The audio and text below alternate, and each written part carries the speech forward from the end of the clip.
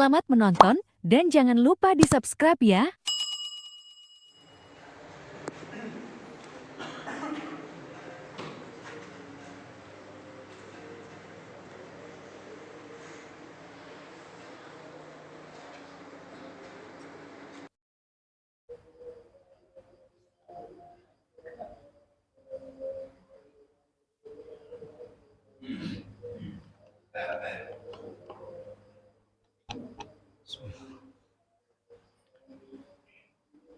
Assalamualaikum warahmatullahi wabarakatuh.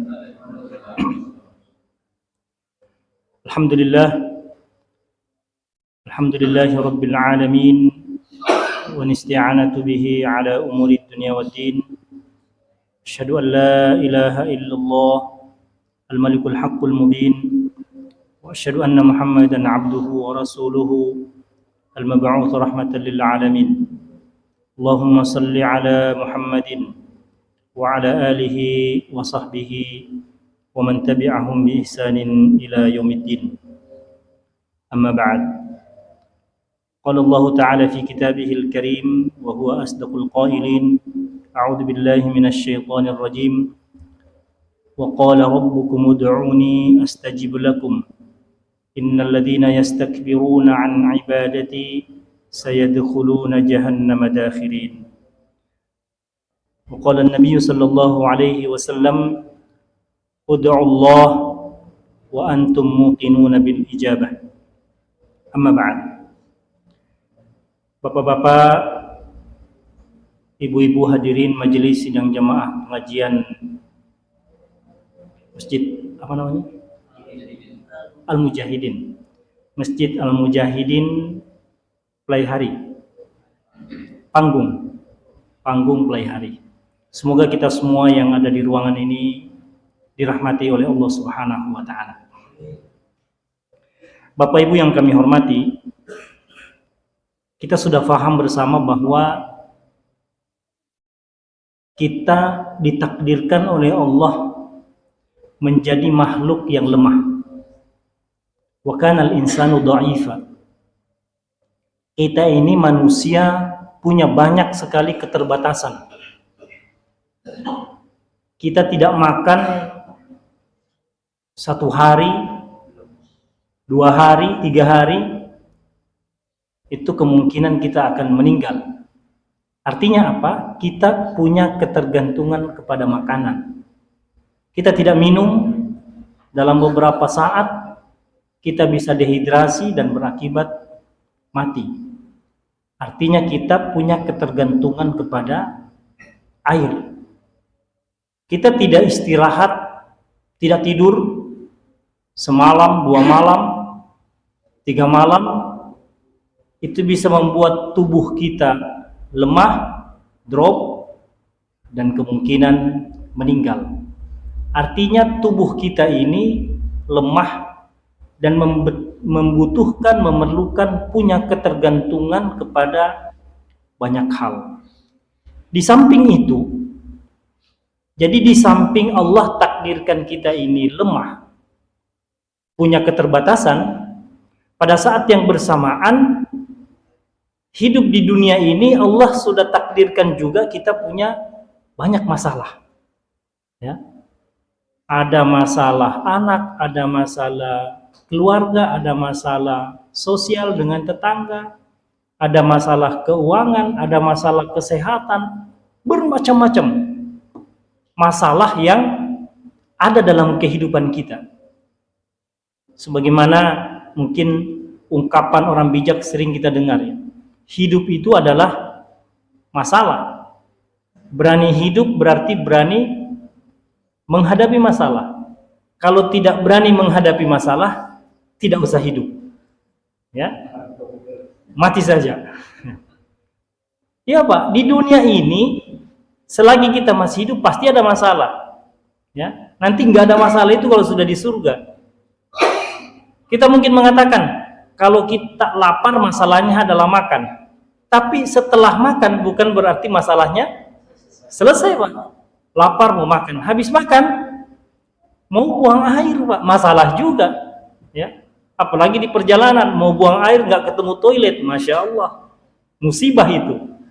Jadi intinya dunia ini penuh dengan masalah. Ada masalahnya ringan, ada berat, ada yang berat sekali.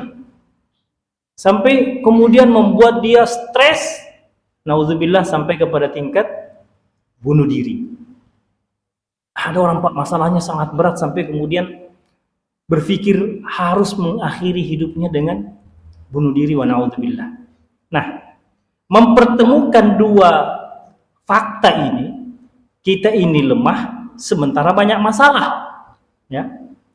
Maka untuk menghubungkan atau menyelesaikan dua hal ini, Allah menawarkan kepada kita sesungguhnya fasilitas yang luar biasa, fasilitas yang sangat berharga dan bernilai. Apa itu? Doa. Saya biasa menyebut doa ini adalah fasilitas yang jarang dimanfaatkan, ya, atau setidaknya kurang maksimal dimanfaatkan oleh kita orang-orang beriman, ya. Kita sering berkata begini, kalau ada masalah kita ikhtiar dulu, lalu kemudian kita akhiri dengan doa. Padahal yang Nabi ajarkan, doa itu di awal. Dia solusi pertama, bukan kedua, ketiga, keempat, bukan. Doa itu solusi pertama. Jadi doa dulu, ikhtiar, baru nanti ditutup lagi dengan doa. Itu kan kita lihat ajaran Islam seperti itu. Mau makan diawali dulu dengan doa. Nanti setelah makan diakhiri dengan doa. Mau tidur, doa. Bangun tidur, doa. Masuk WC, doa. Keluar WC, doa. Masuk masjid, doa. Keluar masjid, doa. Naik kendaraan, doa. Turun dari kendaraan, doa. Jadi diawali dengan doa, diakhiri dengan doa.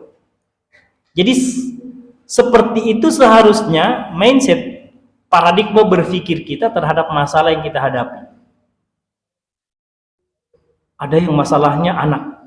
Saya tadi di mobil, Masya Allah, dengar kisah-kisah tentang keajaiban doa, ya.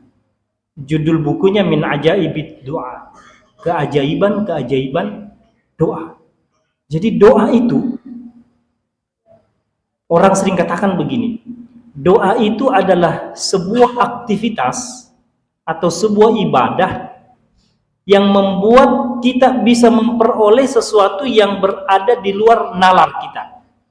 Jadi doa itu bisa menembus batas-batas kemustahilan. Bagi orang mustahil, tapi bagi doa tidak. Insya Allah nanti kita akan sampaikan beberapa fakta-fakta tentang doa-doa yang luar biasa, baik di dalam Al-Quran ataupun di dalam kisah-kisah yang disampaikan oleh para ulama. Namun sebelumnya kita sedikit menyinggung tentang doa terlebih dahulu. Jadi doa disebutkan oleh Rasulullah itu adalah ibadah. Ad-du'a'u huwal ibadah. Artinya apa? Doa itu, mungkin ada yang mengatakan semua doa pasti dikabulkan berdasarkan ayat yang kita bacakan tadi, yang terdapat di dalam surah Ghafir. Wa qala rabbukum ud'uni astajib lakum. Berdoalah kepadaku, pasti aku kabulkan. Jadi janjinya pasti aku kabulkan. Tapi ada juga yang berkata bahwa berdoalah, masalah dikabulkan atau tidak itu bukan urusan kita. Jadi seolah-olah ada doa yang dikabulkan, ada doa yang tidak.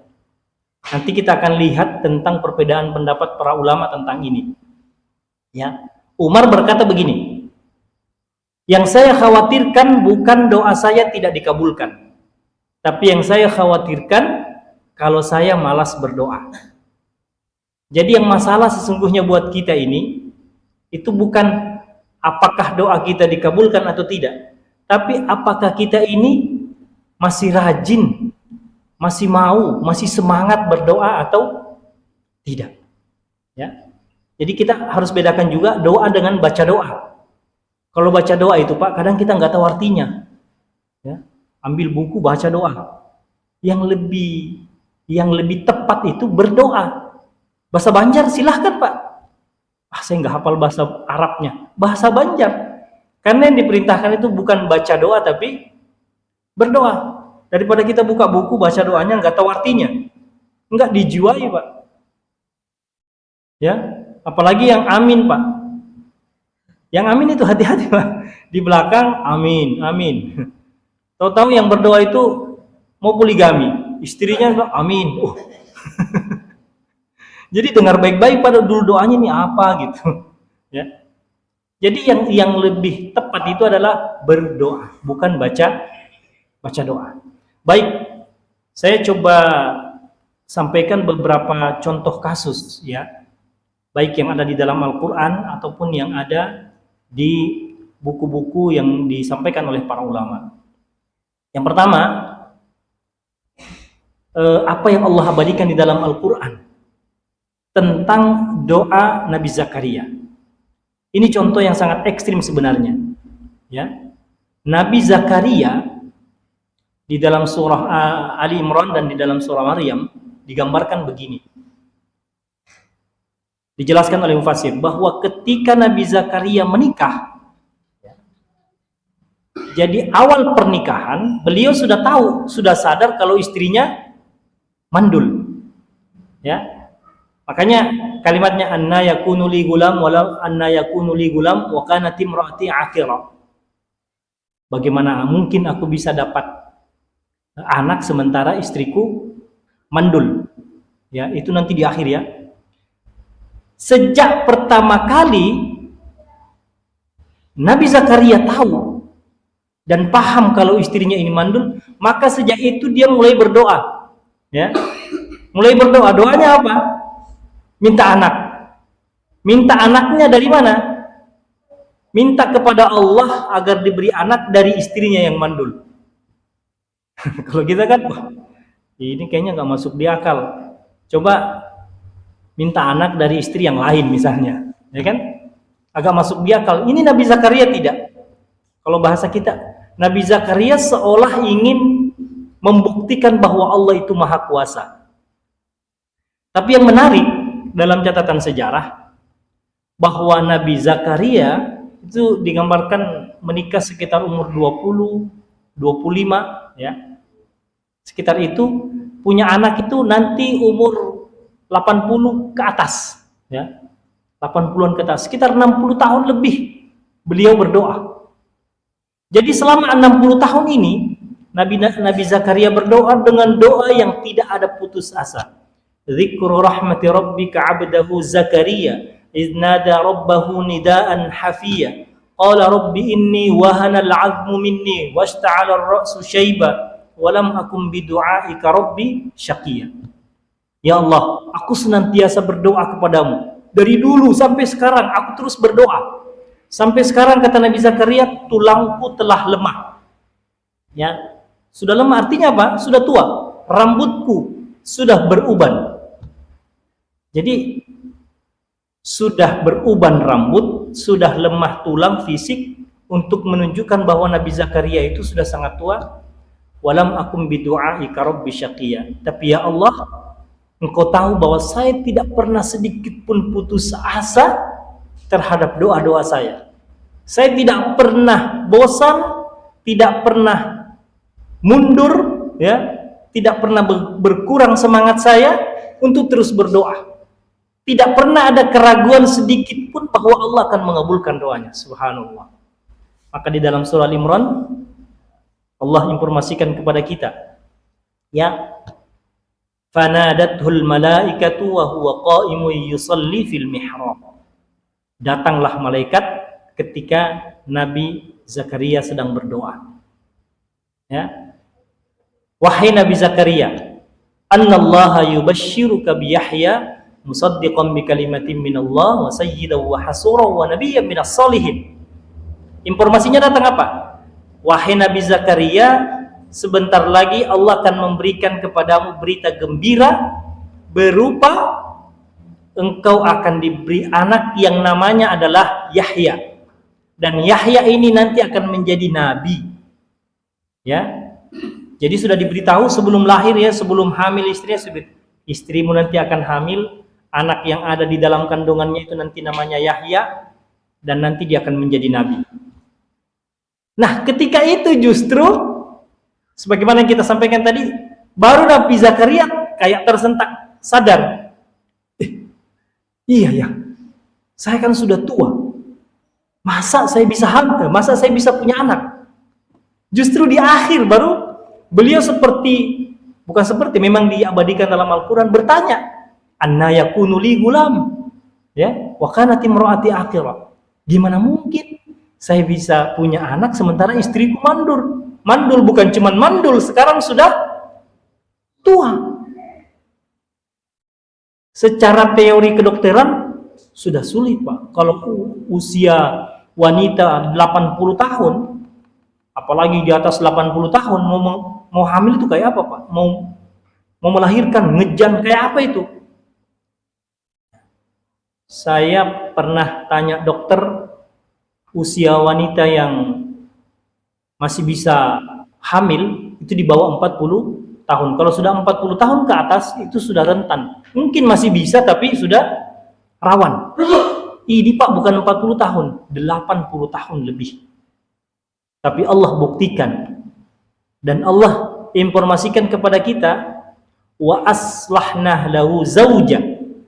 Jadi ketika istri Nabi Zakaria itu hamil dan mau melahirkan, Allah buat tubuhnya seperti muda kembali untuk bisa melahirkan. Jadi kalau bahasanya di dalam Al-Quran itu wa aslahna, kami perbaiki tulang-tulangnya, kayak turun mesin dulu lah.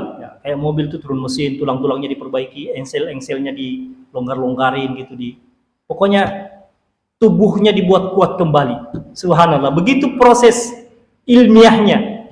Jadi kalau mungkin dokter mengatakan ini kan sudah tua, nggak mungkin bisa ngejan, nggak mungkin bisa melahirkan, Allah reparasi kembali tubuh istri Nabi Zakaria. Ini pelajaran atau faedah yang bisa kita dapatkan. Jangan pernah sekali-kali terbetik dalam hati kita, berarti doa saya nggak dikabulkan. Sudah berapa lama berdoa? Sudah seminggu, ya Allah. Baru seminggu. Nabi Zakaria berapa tahun? 60, 70 tahun. Ya, ini dahsyat. Ya, kita ini kadang berdoa baru 2 hari, bahkan baru 1 hari berdoa sudah minta di cash. Ya, berdoa saja urusan dikabulkan itu kita serahkan kepada Allah. Itu kisah pertama. Dalam Al-Quran sebanyak-banyak kisah, tapi saya ingin mengambil kisah di luar Al-Quran, apa yang diceritakan oleh para ulama. Jadi di Yaman ini pernah terjadi kasus. Kasusnya ada seorang anak muda, ya, anak muda penghafal Al-Quran, tapi miskin dan mohon maaf buta. Jadi buta, miskin, tapi penghafal Quran, Pak, ya, dan penghafal Qurannya mutqin, ya, artinya bisa diuji. Ketika selesai hafalan Qurannya 30 juz, dia datang menghadap kepada ayahnya, ya, sambil mengatakan, ayah, saya pengen nikah. Ya. Ayahnya itu sudah lama memikir, ya. Sudah lama mikir, ini anak saya laki-laki, ya, pasti juga pengen nikah. Tapi sejak itu dia selalu berpikir, siapa jodoh yang tepat buat anak saya? Siapa yang mau kepada anak saya? Sudah miskin, buta lagi, ya. Jadi sulit diharapkan untuk cari nafkah, ya. Tapi anaknya tetap berkata, ayah, saya pengen nikah. Kata-kata ini termasuk kata-kata yang paling dikhawatirkan oleh ayahnya, ya, kalau ini disampaikan. Tapi ayahnya tidak ingin mengecewakan. Baiklah nak, nanti kita cari. Ya. Besoknya nanya lagi, gimana Pak? Sudah ada tanda-tanda? Belum nak, nanti. Berkali-kali ditanya, jawaban ayahnya selalu, kalau bahasa kita mungkin ngeles, ya, beralasan. Akhirnya anaknya tidak lagi mengadu kepada ayahnya, tapi langsung mengadu kepada Allah. Mengadunya kapan? Di bulan Ramadan. Sejak malam pertama, ya, si pemuda ini itu sudah berdoa kepada Allah Minta apa Pak? Bukan cuma minta istri Pak. Bukan cuma pengen kawin. Dia minta istri yang paling cantik, paling kaya dari kalangan bangsawan. ini nantang namanya ini ya. Jadi anak muda ini berdoa saja. Dia cuma yakin ya, kan Allah mendengar doa saya. Terserah bagaimana caranya Allah mengabulkan. Pokoknya yang saya minta, ya perempuan tentu ya. Dan harus paling cantik, paling kaya, anak bangsawan. Satu lagi, dia harus paling pintar. Masya Allah. Ini kalau di Sulawesi Pak, saya mohon maaf ya, orang Sulawesi, ini agak tinggi uang naiknya ini. Oh, jujurannya kalau begini nih, bisa miliaran Pak. Bisa miliaran naik gini. Karena katanya kalau di Sulawesi itu dihitung semua Pak. Dia tamatan apa? SD. Oh itu beda harganya. SMP naik lagi. Kalau S1, oh lebih mahal lagi. Anak satu-satunya lebih mahal. Nah, sejak malam pertama sampai malam terakhir di bulan Ramadan, doanya nggak pernah bergeser. Mungkin ada tambahan, ada variasi, tapi doa ini nggak pernah ketinggalan. Mungkin doa lain, dia doakan orang tuanya, dia doakan saudara-saudaranya, dia doakan urusan-urusan. Tapi doa redaksi minta istri yang cantik, pintar, kaya, bangsawan itu nggak pernah lepas Pak. Selalu dia ucapkan. Setelah Lebaran, ya, setelah Lebaran dia datang kepada ayahnya. Ayah, wah kenapa nak?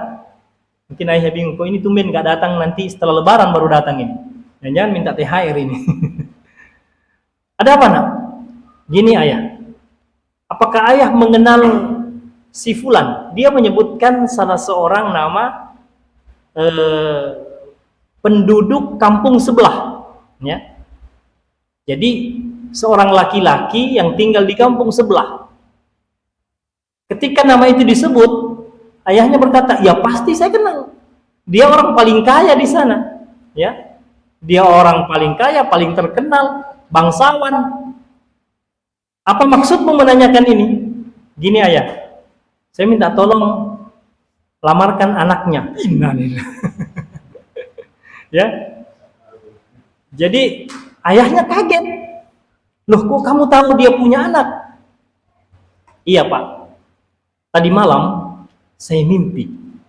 Dalam mimpi itu saya dapat petunjuk bahwa si Fulan ini punya anak perempuan paling cantik di kampung itu, paling pintar, paling kaya, dia anak bangsawan.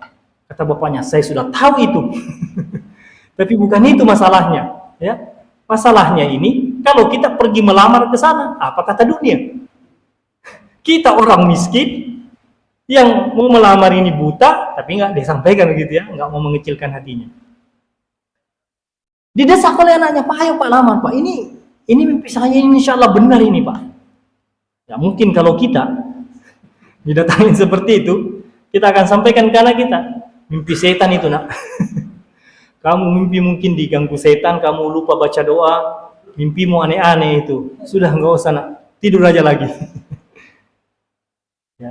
Ayahnya kemudian berusaha menghibur anaknya. Sama sekali nggak ada bayangan seperti apa jawaban orang tua dari wanita ini. Nggak mau dia bayangkan. Ya, dia cuma niatnya apa? Menghibur anaknya. Yang penting anaknya sudah terhibur karena mengabulkan permintaannya untuk melamar anak tersebut. Apa yang terjadi? Pergi ke rumah, ketok-ketok pintu, dibuka oleh ayahnya. Dipersilahkan masuk, tidak lama basa-basi langsung disampaikan. Ya. Yang membuat ayah dari pemuda ini heran karena ayah wanita ini menyambut dengan sangat ramah, ya, dengan sangat ramah, tidak melecehkan statusnya sebagai orang miskin dan sebagainya, disambut dengan ramah. Akhirnya itu yang membuat dia memberanikan diri untuk menyampaikan lamaran. Ini ada apa ini datang kemari ini? Ya, begini Pak, mohon maaf sebelumnya Pak, ya, kami datang ini untuk niat baik. Ya, sebagaimana kita lah kalau mau melamar ya. Kalau di Sulawesi ada bahasa-bahasa kiasan katanya. Ini ada ayam jago saya Pak. Wah. Nggak mau langsung gitu menyebut, harus pakai kiasan. Yang luar biasa, Pak. Ketika lamaran disampaikan, bapak wanita ini itu nggak mikir. Nggak, tunggu sebentar, Pak. Bapak ini sadarkah? Mau melamar siapa? Enggak, Pak.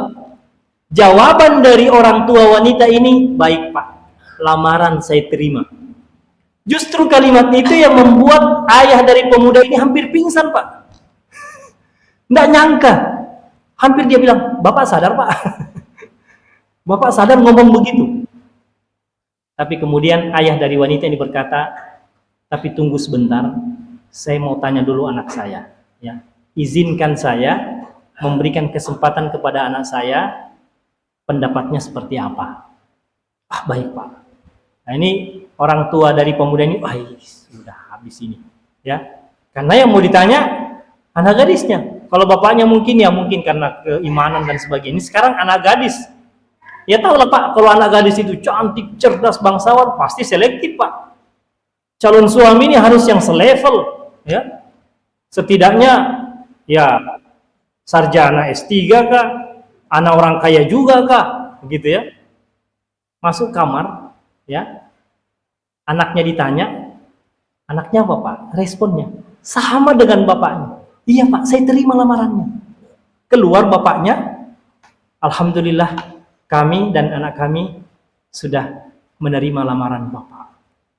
Ini bapak dari pemuda, Pak. Belum mau sujud syukur, Pak. Masih bingung. Akhirnya dia tanya, mohon maaf sebelumnya, Pak. Boleh nanya tidak? Kalau ini bahasa kita, Pak, ya. Silakan. Kira-kira, Pak, alasan Bapak menerima kami itu apa? Kenapa Bapak mau menerima kami? Jangan-jangan prank ini. Jangan-jangan ini cuma ngerjain kami. Oh enggak, Pak. Kami terima. Jadi begini, Pak. Kata ayah dari wanita itu. Tadi malam saya mimpi, Pak. Bahwa besok itu akan datang si fulan bersama dengan anaknya si fulan, kondisinya buta tapi dia hafal Quran, ya. Dan dalam mimpi itu saya diberitahu bahwa terima lamarannya karena dia akan melamar anakmu, sebab dialah yang akan mengantarkan kamu dan anakmu masuk ke surga. Masya Allah. Terus bapak pemuda ini berkata, kalau anak bapak kenapa mau menerima? Anaknya juga berkata sama. Iya, tadi malam saya juga bermimpi. Saya bermimpi akan didatangi oleh seorang pemuda buta tapi dia hafal Quran. Dalam mimpi itu saya diberitahu juga, jangan ditolak lamarannya. Karena dialah yang akan membuat kau bahagia di dunia dan bahagia di akhirat. Masya Allah. Apa, Pak? Allah menjawab doa pemuda itu hanya dengan cara mimpi, Pak. Enggak terlalu perlu teori-teori ilmiah yang terlalu ribet. Cukup dikasih mimpi 3 orang. Ya, pemuda itu, bapaknya, anaknya. Jadi sederhana, Pak. Saya kadang mikir, ya Allah, sesederhana itu Allah caranya menjawab doa. Tapi jangan dimanfaatkan ini, Pak, ya. Bapak-bapak besok datang ke istrinya gitu. Bu, tadi malam saya mimpi. Saya disuruh poligami nih, bagaimana? Kalau ibu-ibu, suaminya besok datang begitu, jawab aja gini. Iya, saya juga mimpi.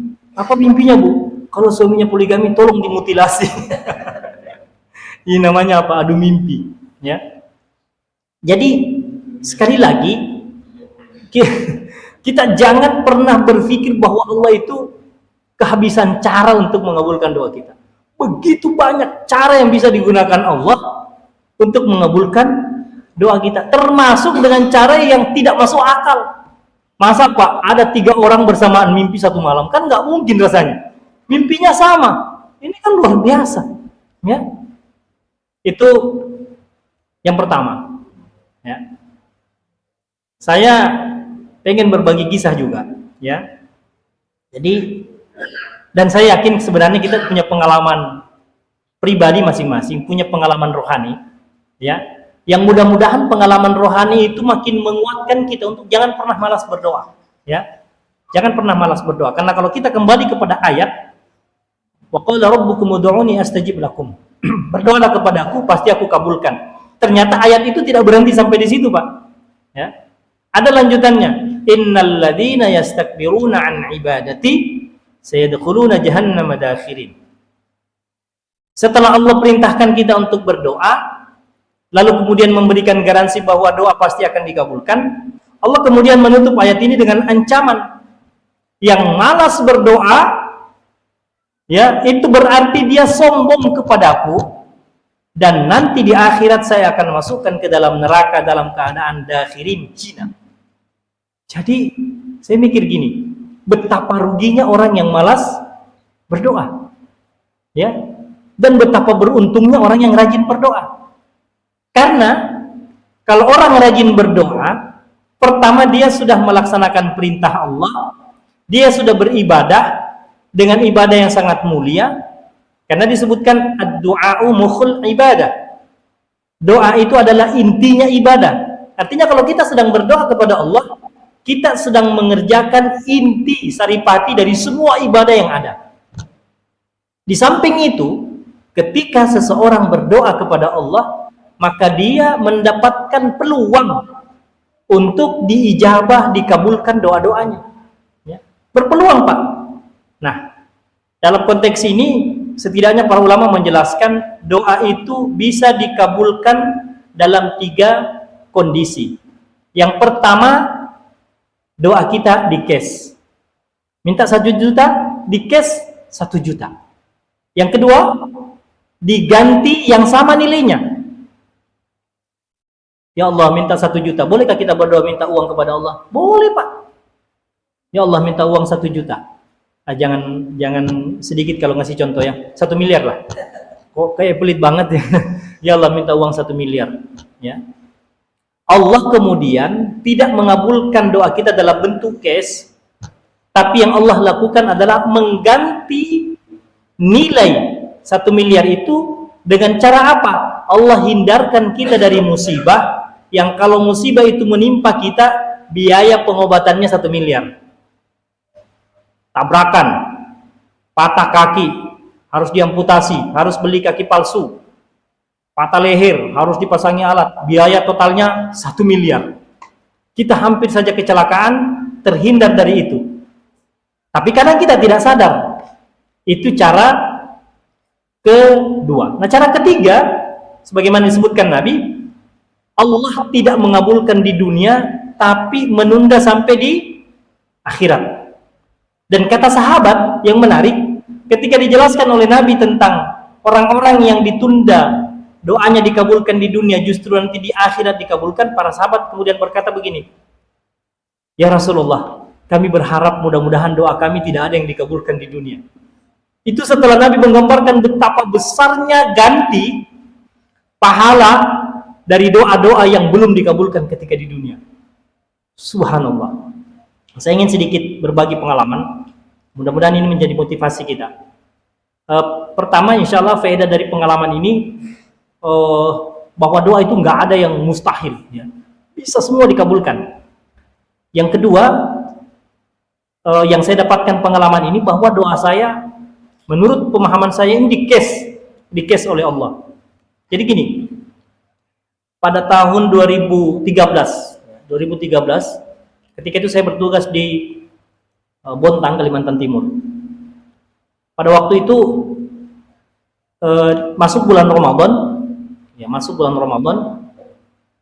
doa saya pengen umroh, pengen naik haji, dan pengen tinggal di Saudi. Ya, untuk taklim belajar sembarang kepada siapa, yang penting saya pengen belajar. Doa ini selama bulan Ramadan itu setiap malam saya munajatkan. Ya Allah, pengen umroh, pengen haji, pengen belajar di Saudi. Dalam posisi saya tidak punya uang. Saya cuma berdoa sambil belajar menghadirkan keyakinan bahwa Allah sedang mendengar doa saya. Apalagi banyak hadis kita dengarkan bahwa di bulan Ramadan itu Allah membuka pintu langit, Allah mendengarkan semua doa-doa hambanya. Ya. Itu yang saya hadirkan. Allah Maha Kaya, ya. Allah Maha Mendengar, Allah Maha Pengasih. Pokoknya menghadirkan tanpa mau mikir bagaimana caranya. Ya. Karena pusing kalau mau dipikir gimana caranya ini. Biaya haji itu kan bisa sampai sekarang, Pak, haji forwada itu ada yang tembus sampai 400-500 juta biaya haji. Karena tidak pakai waiting list, nggak pakai daftar tunggu, langsung berangkat. Ya. Umroh yang paling murah, saya tanya teman-teman, ada yang 24 juta, ya paling murah. Ya, apalagi kalau tinggal di sana, biaya hidup pasti membengkak. Tapi berdoa saja, sampai selesai Ramadan, tunggu-tunggu kok belum dikabulkan. Ya, tapi nggak ada putus asa. Tiba-tiba saya dapat jadwal khutbah di salah satu masjid yang jamaahnya itu ada anggota dewan. Selesai khutbah, saya ngobrol sama anggota dewan, ternyata dia di dewan itu membidangi komisi yang di dalamnya ada pendidikan.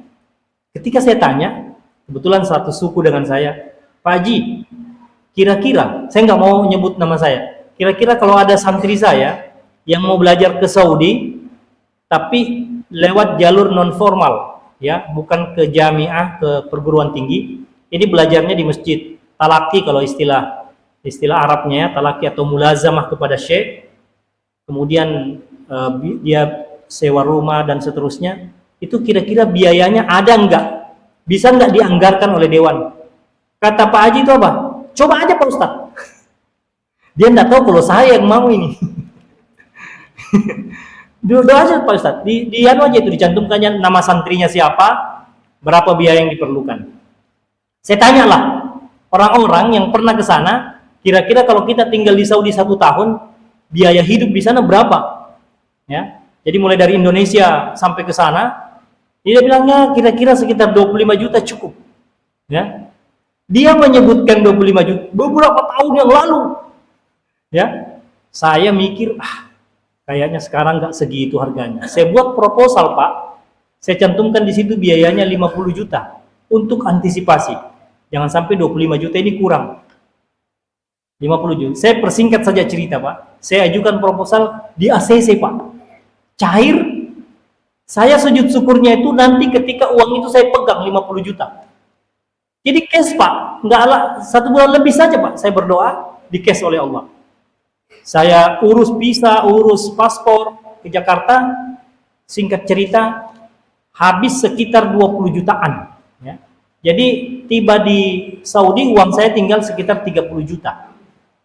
Ya. Sampai di Saudi Pak, malam ketiga kalau saya tidak salah, saya ketemu dengan orang yang akan mengurus surat-surat saya selama di sana. KTP, di sana namanya iqomah ya. Iqomah, kemudian sewa rumah dan sebagainya. Apa dia katakan, Pak? Zul, siapkan uang 100 juta. Hah? Saya kaget, Pak. Siapkan uang 100 juta. Buat apa, Pak? Ya urus kok KTP-mu, urus ini sewa dan semuanya. Innalillah. Uang tinggal berapa, Pak? 30 juta. Ya. Saya stres, Pak, di situ. Ini posisi saya di Madinah. Saya telepon ke rumah, tempat keluarga, saya bilang saya butuh uang segini. Kata istri, dari mana dapat duit segitu? Jual motor laku cuma 7 juta Pak, 7 apa 5 juta. Waduh, masih jauh kurangnya. Akhirnya saya baru teringat Pak, dalam kondisi stres begitu saya baru teringat, saya kesini kan karena doa. Masa saya di sini nggak berdoa gitu ya? Saya seperti nggak sadar gitu. Ya Allah, Masjid Nabawi sudah dekat. Saya pergi ke Masjid Nabawi. Di Masjid Nabawi, Raudhah selalu terbuka 24 jam. Kalau Masjid Nabawinya sendiri, jam 11, 12, itu biasanya sudah tutup Pak ya, yang pernah umroh, tahu. Saya ke Raudhah, berdoa. Doa saya itu Pak, mungkin kayak anak-anak gitu. Ya Allah, jangan bikin malu saya ya Allah. Karena kenapa? Saya diancam Pak. Kalau kamu nggak punya uang, saya diberi waktu 1 pekan.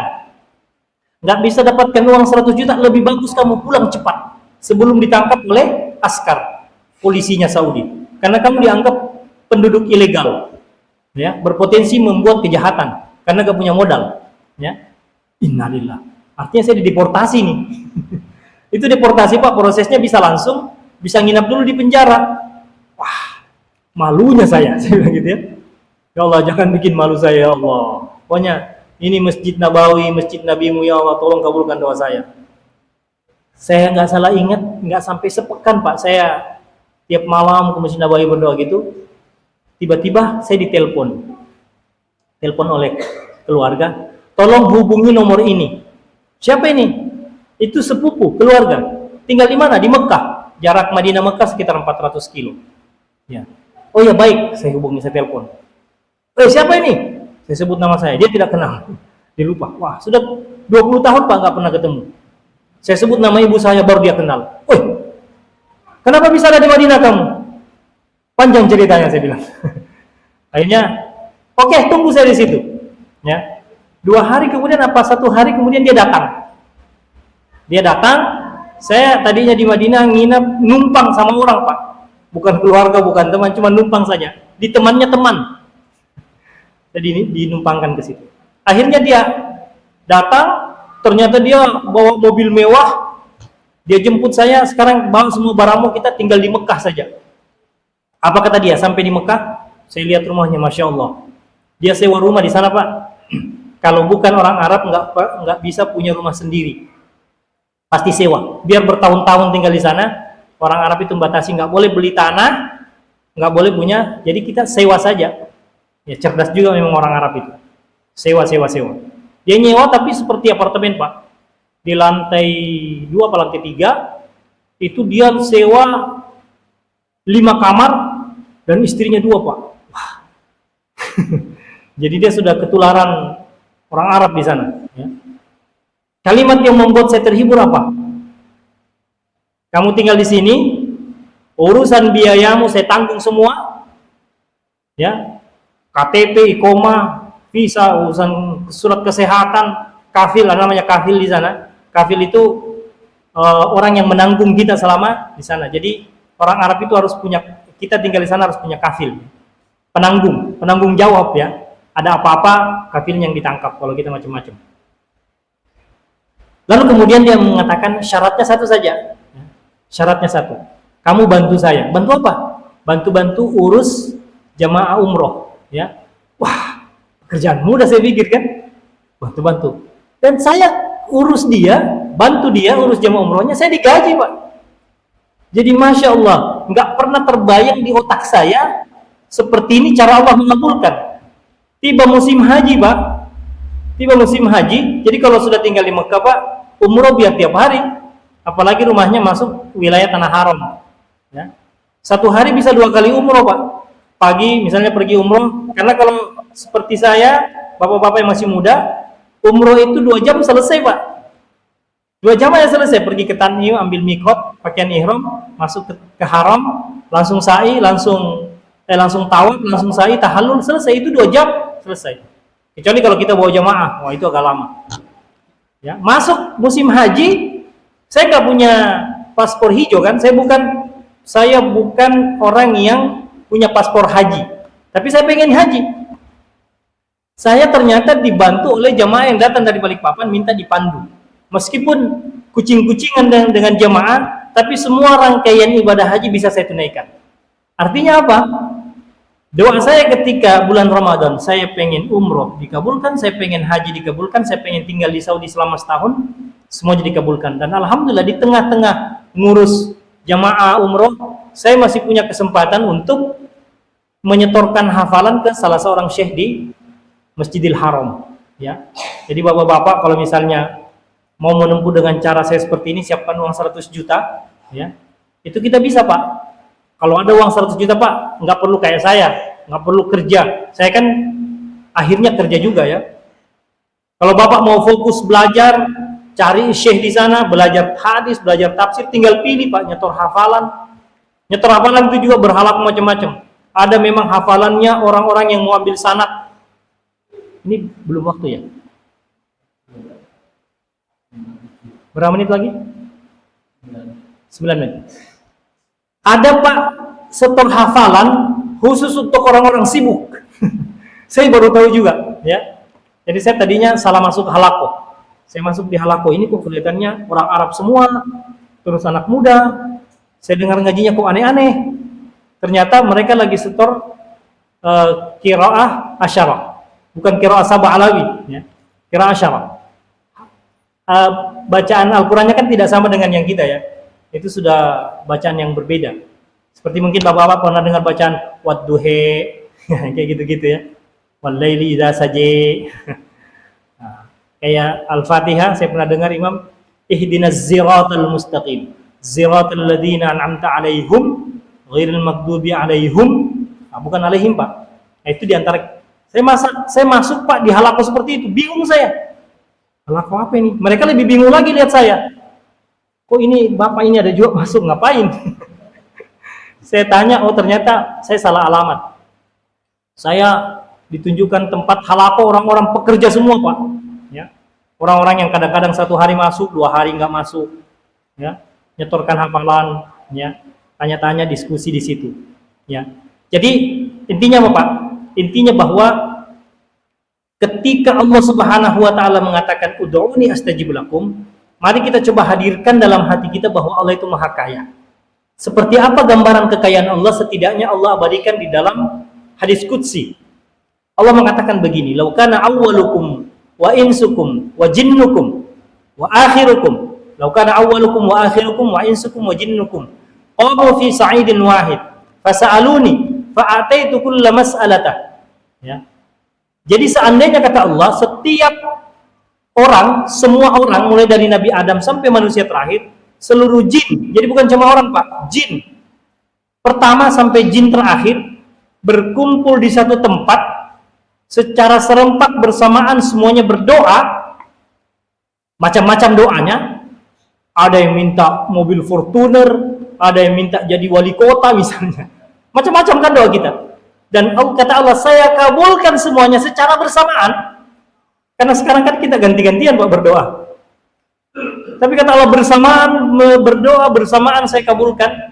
Maka itu tidak mengurangi kekayaan saya, kecuali seperti engkau masukkan jarum ke dalam lautan. Jadi kata Allah, gambarannya seperti jarum dimasukkan ke lautan, lalu kemudian jarum itu diangkat. Ada air yang melekat di jarum itu, itulah gambaran seluruh doa yang saya kabulkan.